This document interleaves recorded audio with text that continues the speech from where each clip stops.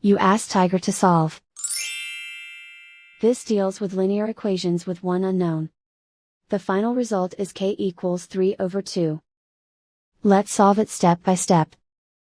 Group all constants on the right side of the equation. Add 48 to both sides. Simplify the arithmetic.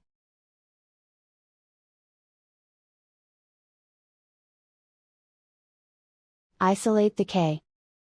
Divide both sides by 32. Simplify the fraction. Find the greatest common factor of the numerator and denominator. Factor out and cancel the greatest common factor.